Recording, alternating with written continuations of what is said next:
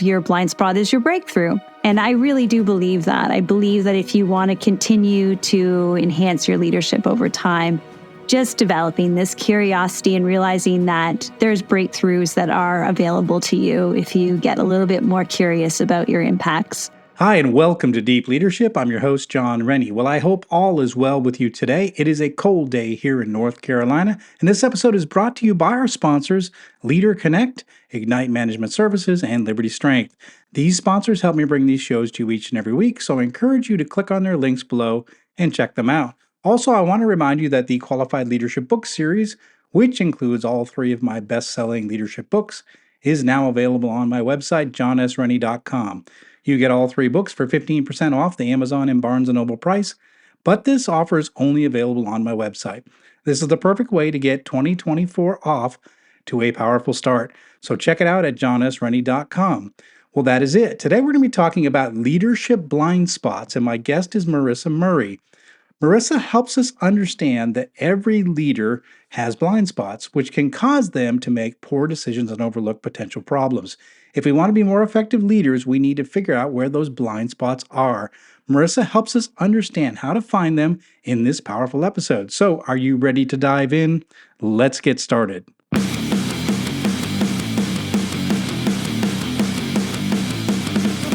Welcome to Deep Leadership.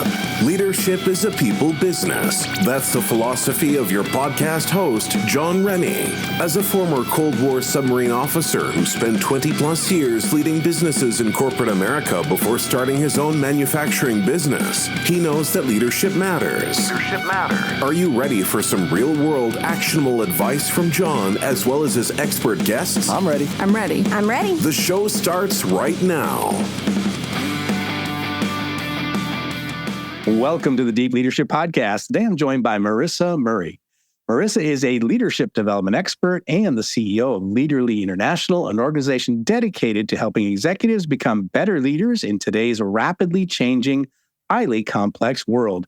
Marisa leverages over 2 decades of executive experience as a former partner with Accenture and a vice president of Bell Canada in providing executive coaching and leadership development services for organizations including Molson Coors, Pratt & Whitney, and Queen's University. She is the author of 3 Amazon best-selling leadership books, Work Smart, Iterate, and her latest book, Blind Spots, How Great Leaders Uncover Problems and Unlock Performance. And I'm excited to have her on the show to understand more about the idea of blind spots. So Marisa, welcome to the show. Thank you so much, John. It's a pleasure to be here.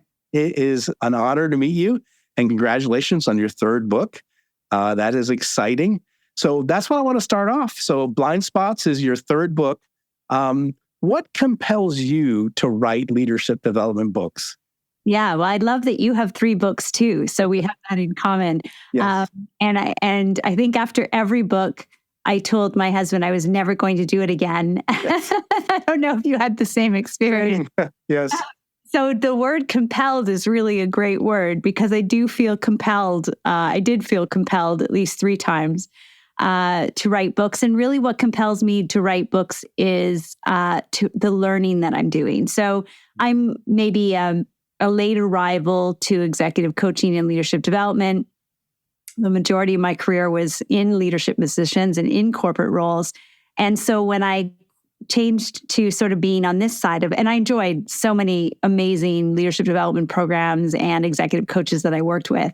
So when I kind of switched to this side of the equation, I was surprised by all that I didn't know. And both from the training, the formal training that I was subscribing to in terms of my executive coaching training, but also just the incredible learning that goes on when you're working with multiple amazing leaders simultaneously, and the patterns that you recognize around what are the things that really make the biggest transformations for people, what are the things that people really need to get right.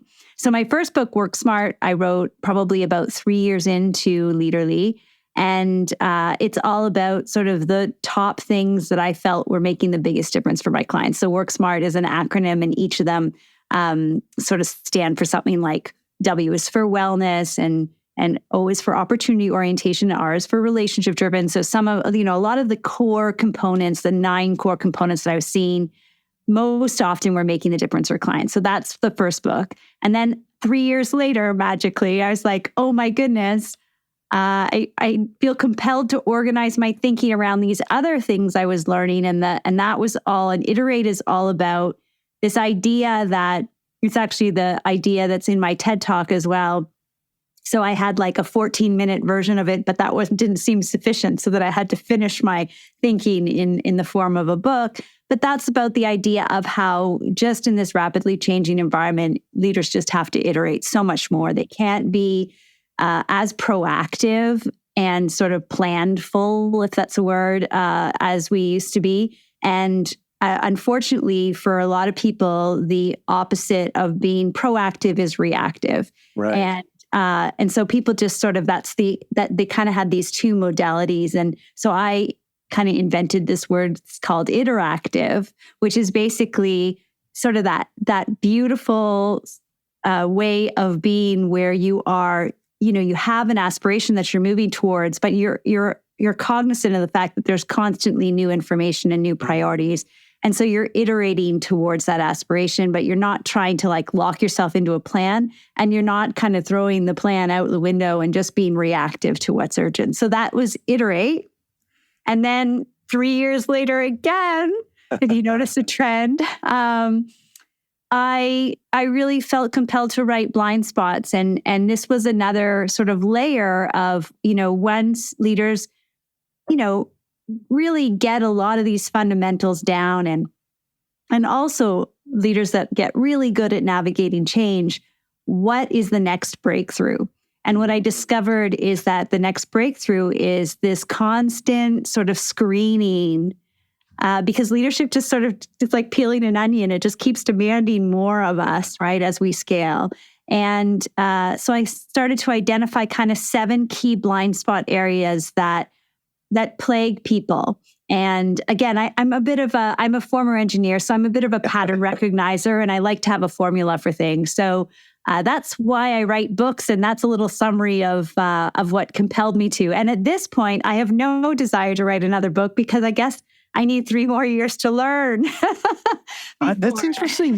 You said that. There's a couple of things that really resonated with me. One was, you went down the journey of leadership development. You went through the journey of getting trained to be a coach and what have you. And you were like, oh my goodness, there's all this information out there. And I was going to say, I feel the same way. I'm working on my doctorate right now in strategic leadership. And what I realized, I've done 30 years of practical experience. Well, I dove into the academic world and went, holy cow, there's an ocean of information out here that I never had access to as a practitioner. None of it made it to mainstream, leadership, practitioners. Like, there was a lot of books that became popular, but some of the research, the deep stuff over on this side was like amazing to me. And so you then said something like, I need 3 more years to learn to write the next book. And I feel that way right now. I'm not going to write a book because I'm trying to absorb all this academic research that I've been, studying for the past, 2 years. So it's kind of interesting. I think that, and partly too, I think, gee, my first books, were they really academically strong? And I'm thinking they probably weren't. But what I hope that someday that I'll be writing more books that'll be more balanced between the academic side and the practical side. But I think you're right. As we mature, as we grow, as we learn, we expand our knowledge. And it seems like leadership, like you said, you keep peeling back. You can keep peeling it. You'll never get to the core. There's so much information out there. And it's in a remarkable topic. So it's interesting that you have had this journey like that, because it seems it's very similar to my journey as well. Mm-hmm. Yes. And hopefully our books just get better and better. Well, that's the thing. Yeah, exactly. So, and I do. I hope they get better as we become better at writing and better at, expanding our knowledge of the leadership space, for sure. So let's talk about blind spots. So how would you define a blind spot? Yeah, absolutely. So I define blind spots as the gap between our intention and our impact. Okay. So a lot of people will, the classic definition of blind spot is probably, what you don't know, right. which is a good one too. But specifically when I think about leadership, leaders are very intentional for the most part, especially very senior leaders, very intentional about their vision, what they want to achieve, the business outcomes they want to achieve, and also the kind of teams they want to have, the kind of culture. So really great leaders sort of are very intentional about all these things.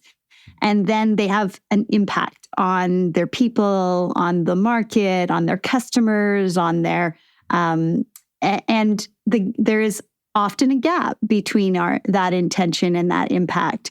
And the reason why I think that that's where our blind spots live is because, our intention is invisible to others and our impact is invisible to us. So it's that space where unless we dialogue about it, ask about it, investigate it, keep looking for it, we won't narrow the gap between our intention and our impact. So it makes a lot of sense. So an intention impact. So maybe you say, my intention is to create a company where people, this is actually my intention, to create a company where people love to come to work and they're challenged every day. And they love to be part of our team. So that would be my intention. Mm-hmm. What truly is my impact would be what my employees are actually experiencing at the moment, right? Absolutely. And so, yeah, it's interesting. And I think we as leaders, you have to have a certain sense of self-confidence to do what we do. So we sort of say, yes, because I'm intended to do it, I will do it. Yeah. But sometimes we don't. And that's where the blind spot comes in. Is that what you're saying? Absolutely. I think sometimes we don't. Our intention isn't obvious. So in your example where you're trying to create this beautiful environment, you're going to have, norms and behaviors and things that you think are useful to creating that environment. And those norms are going to have an impact on other people. And sometimes that impact will be positive and as you intended it. And sometimes it might be difficult in terms of it may create inclusion versus exclusion. It might create norms that are not appreciated by others, right? And so as a leader, it's not meant to be paralyzing, but it's interesting to sort of get curious about like all the different versions of the impact, like all those different lenses. And oftentimes there's a breakthrough, there's a refinement that can happen as you sort of understand the impacts that can actually make your intention even more visible and even more impactful to a greater number of people. Okay, interesting. I wonder if the reverse is true, and this might be a silly question, but where you realize an impact that you're making that was not intentional, that is actually good, and you say, well, that's actually a good intention I should embrace, which is sort of like, I don't know if it's a blind spot, but you sort of like maybe it's the opposite of a blind spot. Like you notice something like, wow, like for example, my employees, I hear it a lot. They say, this feels more like a family than it does a company. It's like, well, I didn't set out to do that, but that's actually a good thing. So maybe that should be something I think about, as far as my intentions. Absolutely. I do what in my executive coaching programs, when I do 360s and capture impact statements, which, are basically sort of feedback, but I can share the nuances between them. But when I collect those things, I often spend quite a bit of time figuring out what are those positive impacts, because that's ultimately what those strengths are. Now, I don't call them blind spots, maybe just because their blind spots sound more dangerous, right? But they are, but it is very, very important as a leader and to get that balanced feedback, because those are the things that people want you to continue to do more of. And they're also things that they want to protect, right? That you want to protect, and you don't want to kind of swing so far another way. There's a lot of companies that kind of go through these swings where they overcorrect over and over culturally, right? They overcorrect, I'm going to use the word accountability that almost becomes threatening, right? And then they go, oh, no, let's be, collective and fail fast and be, forgiving. And then they go, oh, no, we have to, and they kind of overcorrect. And so I think it is important to understand, because the strengths are going to be sort of those balancing things that you keep the core really right. And then the blind spot areas will be sort of, I think, tweaks that you want to just improve to maximize the impact. Okay, that makes a lot of sense. when you're talking about the idea of a blind spot, in my mind, I'm thinking you have to have a bit of humility to be able to admit that you have a blind spot. And so the question is, how do leaders know if they have one? How can they be aware of it? I mean, and are there certain types of people that maybe need to have some sort of explicit something explained to them, like you have this blind spot, or is it natural to be able to find these things? Yeah, well, I think that it does take a lot of openness and humility to recognize that you of course you have blind spots, because everyone does, right? We all have things that we can't see. And I like I have a 16-year-old son. My youngest son is 16. He's learning how to drive, and we're reminding him to check his blind spot. Check your blind spot. Oh, right? yes. Time, right? Yeah. And that whole idea of changing lanes, checking your blind spots, scanning your blind spots, it's something that we kind of have to program into ourselves when we're driving. But it's a kind of a good analogy for leaders. A lot of times blind spots show up during these changes. So there might be a change in the market dynamic. There might be a change in your role. You might get on a different position. So there's a lot of things that you should assume that you're going to have blind spots if you're changing quote unquote lanes. Because you're coming with a whole bunch of ways of being that may or may not make sense, in the new environment. And there's a lot of openness and curiosity required, I think, to figure out what are the things that are going to continue to be relevant and which are the shifts that are going to be required of your leader. I remember one of my first executive coaches said something to me that sticks to me to this day. And she said, stop being the leader you think you need to be and be the leader that the team needs. Yes. And so that whole idea of, wait a second, like, it's not my leadership style, like, necessarily. It's the leadership style that the team needs. And that call to adaptability and flexibility and openness. And I think that is sort of the advanced leadership call. That's kind of the next layers of the onions. And I think part of that is being humble enough to really realize that, of course, you're going to have blind spots. We'll be right back after a quick word from our sponsors.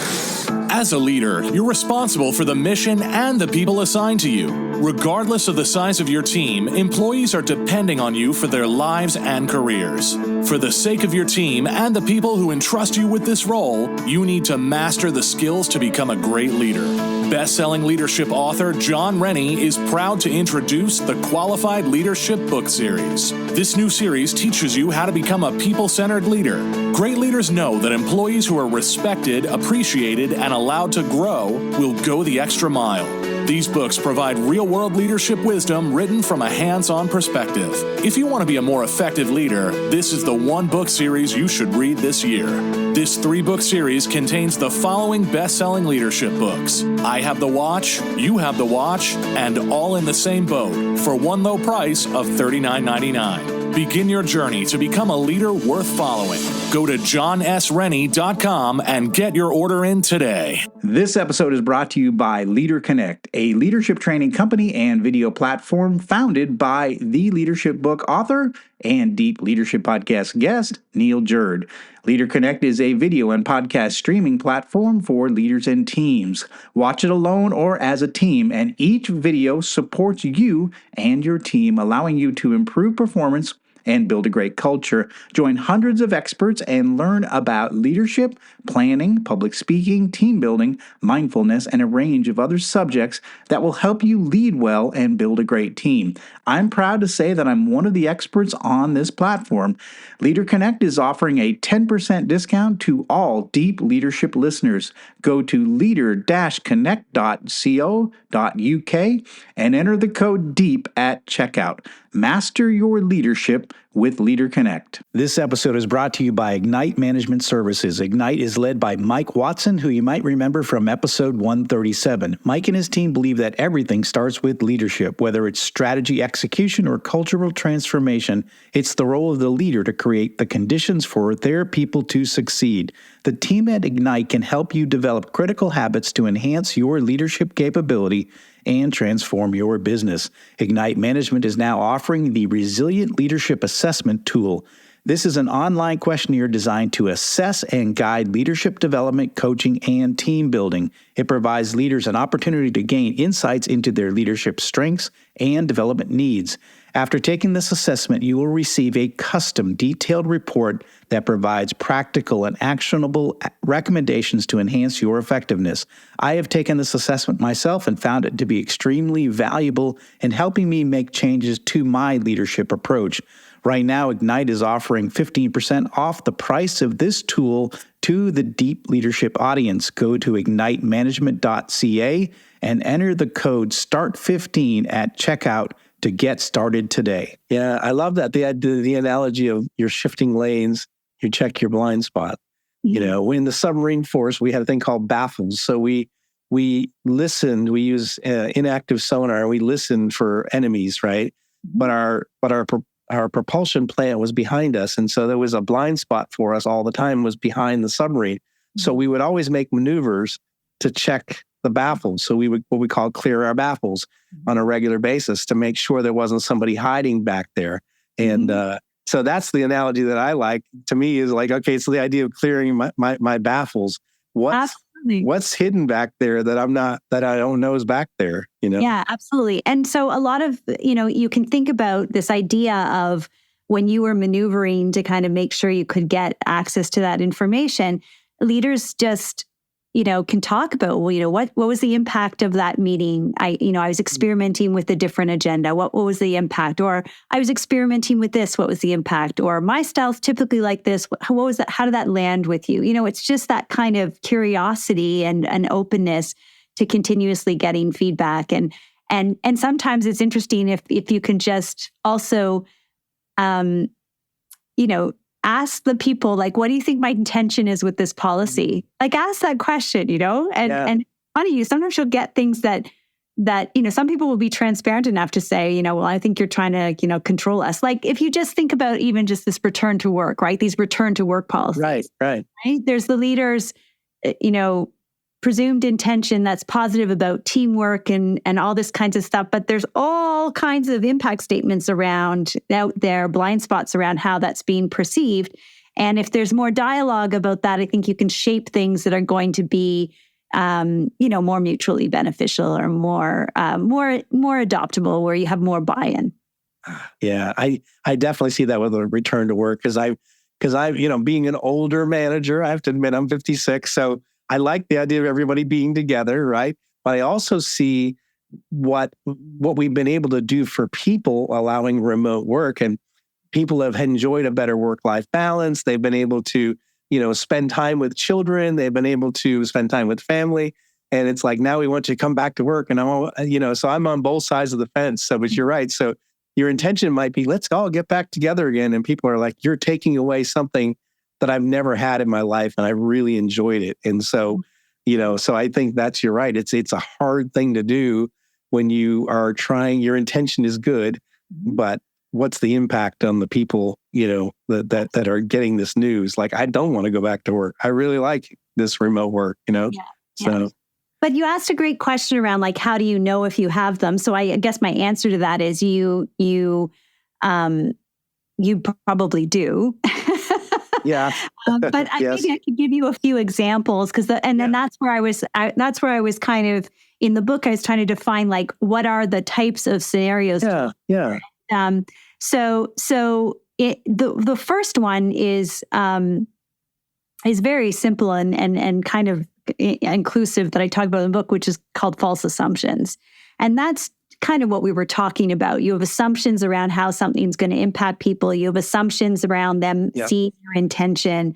And you have assumptions around, how things are going to land. And those just, are false. And yet, there's some opacity between, the perceived impact of that and what you're seeing. Like, you're kind of blind to it. You're just like, you're not realizing the impact. So that's kind of a broad topic, but there's some more specific things like differing views of success. So that's a blind spot that I see, with leaders, especially if they're transitioning to different roles, or maybe they've been headhunted into a company and they have ideas around what success looks like. And they have ideas like based on their previous experiences, but also based on their interests, but also based on what they've been told, or whether they've been told they're supposed to be a change agent, and all these kinds of differing, ideas of success. And then they inherit an organization or a group of people that have a very different view of success. And they're just not attuning, to figuring out, like, what are these people aiming for? Like, they get frustrated sometimes because the organization is kind of moving in a certain direction. They're trying to communicate their expectations, and nobody's nobody's really following. And so then they can, they have one of two conclusions, like either like no one's listening or these people don't get it. But oftentimes what it is like you have a different view of success. And there's examples in the book I'll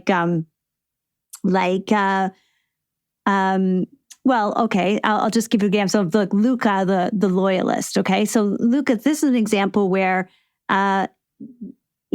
he was just an incredible leader that attracted so much loyalty, right? And had a lot of tenure in his teams and kind of built up this beautiful team. And so he's very protective of his team and all this kind of stuff. And then he got he was promoted to a role where there was a lot more cross-functional requirements. And he couldn't help himself but be super biased, right? So his view of success was like, I'm going to do this new role, but I'm going to really take care of his team. And there was a huge disconnect with his leadership expectations and his peers that he was supposed to be kind of representing in these things. So he was just sort of in this course of not being effective, not because he wasn't a great leader, but because his view of success in his own mind was, very different from the expectations of that particular role. So that's an example of where, even the individual, even though it should be obvious what the view of that role was, it's just not, because the brain's not like that. It's sort of on a pattern and it's following that pattern. Yeah, that makes a lot of sense. I mean, I was just thinking of one job I was brought in, I was recruited into this company to run 2 factories, and they wanted to put in all this lean manufacturing and continuous improvement and Six Sigma. And I have all those skills. And when I showed up, like they had no base, nothing, like just, so the upper management wanted like this modern, lean manufacturing. And what they have is they had 2 plants that have been neglected for 40 years and that barely had any good equipment and no training. And it was like, and the employees, they just wanted the place to be running better than it was. They were not ready for advanced lean manufacturing. They weren't ready for what they hired me for. So it was a really hard thing to say, what does success look like in this role? Because I had expectations from upper management, which were far beyond what this team was ready to do. So I had to do some really basic work to just get basic things running in the factories, let alone go to this advanced idea of lean manufacturing. They were not ready for it, but they hired me to do it. And it's like, there's a different view of success here, Well, that's great, though, that you attuned to that, at least in terms of sort of what you were facing. But you can see that your leaders had a blind spot around. Yeah, they did.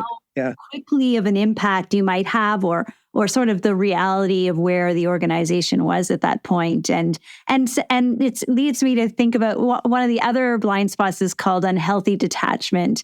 And that's a little bit what upper leadership does sometimes too. Yes. Yes.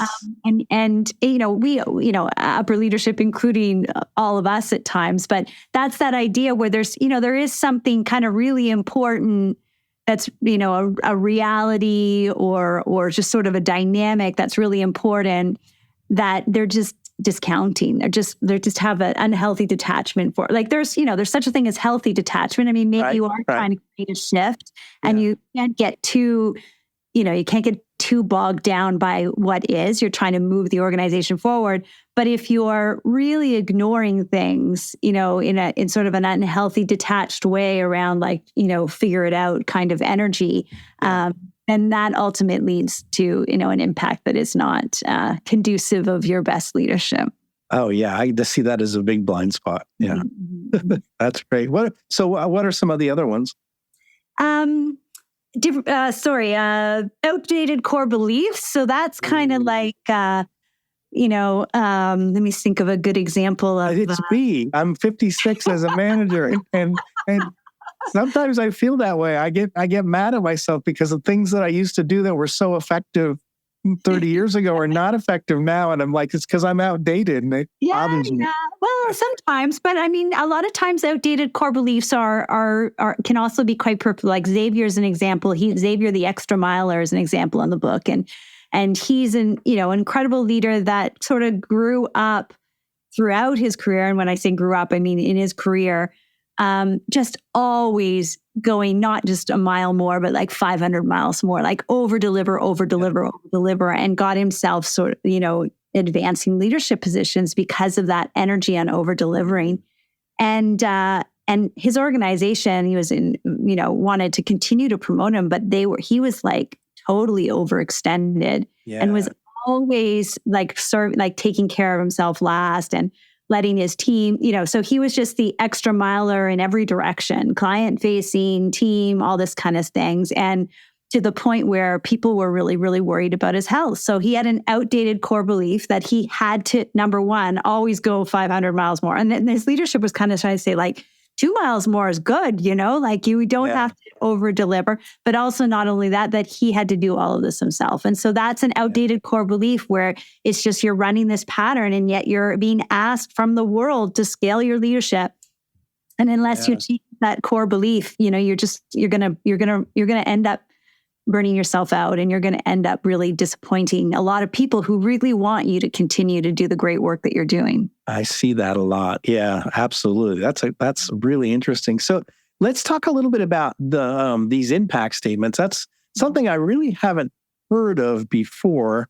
So tell us what an impact statement is and how can they help us?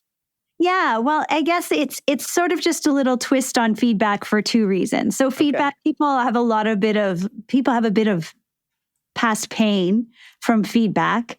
And feedback can be very subjective.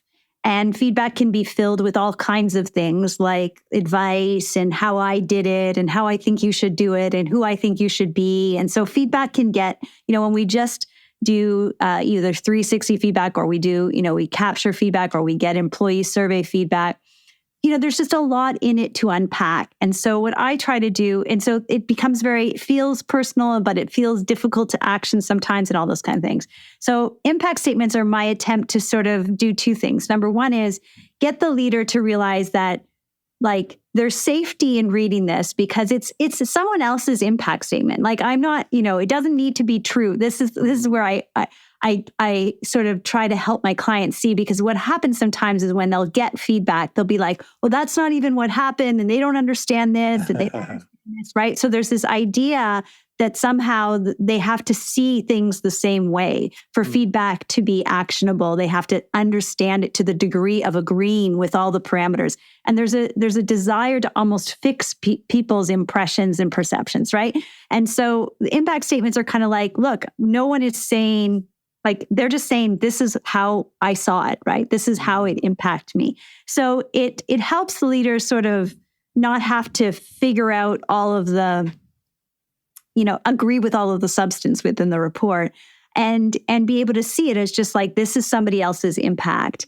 And it helps me differentiate a little bit as I'm collecting feedback between what's opinion and what's that and what's actually happened. So I asked kind of slightly different questions. Like instead of just asking, what do you believe that is a development area for this leader or all those kinds of things, I'll ask things like, can you give me an example of a situation where they had a difficult impact on you, or of a scenario where they had a difficult impact on you and why? And so it's just a little bit more observatory and a little bit less advice oriented. Or I love it because I think you're almost taking the defensive, because that's the problem with feedback is we're all like it. I mean, maybe we're all not. Maybe it's just me, but like we get defensive easy, right? Oh, wait, this person doesn't know, or they're just new to the team, or, well, yeah, I did lose my cool there, but I don't normally lose my cool. You know what I mean? So we get really defensive when we hear feedback, but I like the idea of impact, which is, okay, this is how they felt, or this is their version of what the impact, their personal impact of that situation. And actually it's more like, maybe that's not the right expression. I was just thinking it was like a mirror. It's sort of like you're getting or maybe it's a view into their world versus, them trying to say, well, the leader needs to, he or she needs to be more clear, like instead of like feedback, whereas coming at you like, maybe negative type of reaction to your leadership. This is more like, this is how it made me feel. This is how I reacted to what John did, and I like that better. It seems like it takes a little bit of punch out of it, and it's more factual based, less opinion. But it's not the right term. But maybe it's. I would say you're less defensive when you see an impact versus feedback. Absolutely. And you can decide. I mean, that's the thing too. Like you can decide if that impact's okay, right? Yeah, so, one impact statement could be like, when somebody says they need to be more clear, as opposed to saying, when they launched that vision, I was actually really confused because I wasn't sure which the priority, and it seemed kind of at sync with what they said the last time, right? And so, I might bring that feedback and say, there's confusion around the strategy as an example. And so the impact is a bit of confusion and not an understanding of the key priorities. And, the leader might say, that's kind of normal for where we are right now because we're rolling it out. Like, that's okay, right? But it's important to know. It's kind of important to kind of know. So I agree with you. There's a little bit less, but if I say you should be more clear, people might be like, I was as clear as I could possibly be. Yeah. It's funny because I'm starting a new course, just started a new course with my doctorate program. And this professor threw out so many rules at us on how he wants papers written that I was overwhelmed. And it was almost created like a panic in me. I'm like, there's just too many rules. I don't even know if I could write a paper and meet every requirement he's written. So his intention may be, I want to be very clear with what is a perfect paper, right? But for me as the writer, I'm like, I have got so many guardrails and so many constraints, and I'm a person that doesn't like a lot of rules, by the way.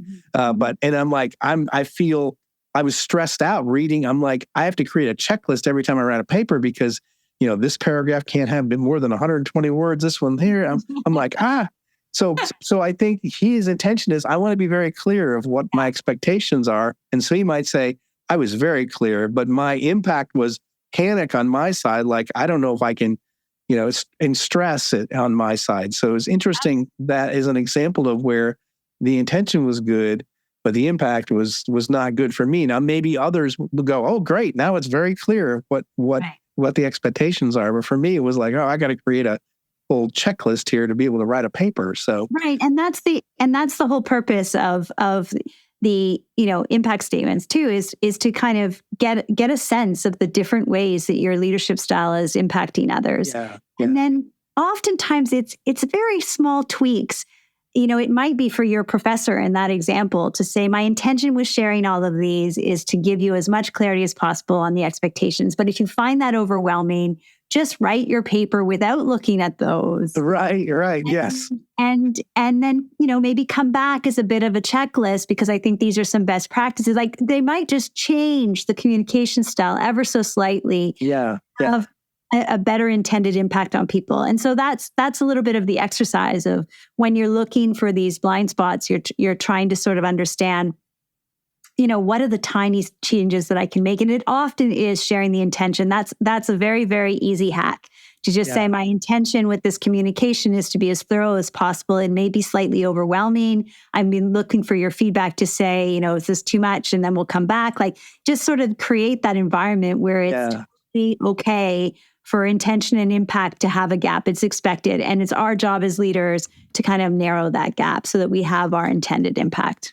I love that. This is good stuff, really good stuff. So what final message would you like to leave with us about this subject? Well, I I like the line. It's kind of I think it's in the closing line in my conclusion of your blind spot is your breakthrough.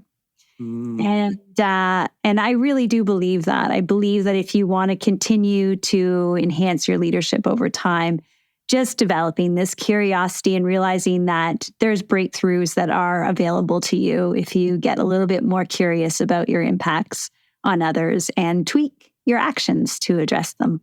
I love it. That is a great way to wrap up this discussion about blind spots. So listeners, hope you caught that. Your blind spot is your breakthrough. If you can figure out what that is and you can work through it, there's another element that you've got in your leadership toolbox to get more effective in motivating people to get difficult things done if you can sort out your blind spots. So this is a fantastic subject, and I really appreciate you coming on. So how can our listeners find out more about you, all of your books, and your services? Sure. So, of course, my name, Marisa Murray. My books are on Amazon. I walk through what they were called, but they're Work Smart, Iterate, and Blind Spots. My company is called Leaderly, and we discussed that that's an adjective because I believe that to be leaderly is the highest compliment. Our journey to our best leaders, our journey to our best life and contribution and professional success and fulfillment and all those good things. So you can check out my website, www.leaderly.com. And in terms of social media, I'm on just about everything, but I hang out mostly on LinkedIn. So please feel free to ping me there. Fantastic. And listeners, we're going to have links in the show notes for all of Marisa's resources, including this new book, Blind Spots. And again, I highly recommend that you dig into this because I came into this with one idea of blind spots, and I'm kind of leaving with another idea like that. I think that it's this idea of the gap between our intention and our impact. I think it's something that we all need to be thinking about. We all, if you're listening to this podcast, you're probably a good leader, and you're probably thinking that your impact, your intentions are good. But the question is, what is your impact? And I think understanding that and finding out that gap and be able to reveal that blind spot, you can become so much better as a leader. So, Marisa, I really appreciate you coming on board and sharing this topic because I think it's given us a lot to think about. Thank you so much. It was a pleasure. Thank you again. Well, that's it for today. Thank you for listening to Deep Leadership. If you like this podcast, please subscribe and share so we can continue to build a world with better bosses. Until next time, this is John Rennie saying take care and lead well.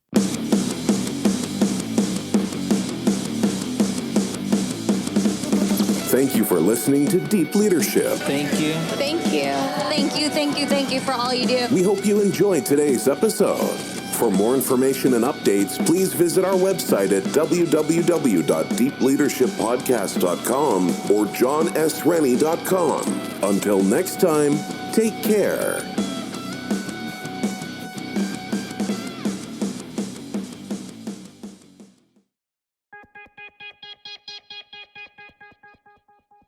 Step inside the marketing mirror to uncover marketing secrets, discover gems, tactics, lessons, and campaigns you can use, next gen or fundamentals.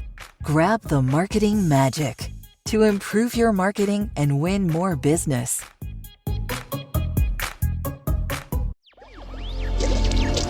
Electricast. Welcome to the Reverie channel, where entertainment knows no bounds. Live concerts, on-demand music, documentaries, and short films, all in stunning HD. Now on Roku TV, Apple TV, and Amazon Fire. Immerse yourself from home. And on Android and iOS for those on the move.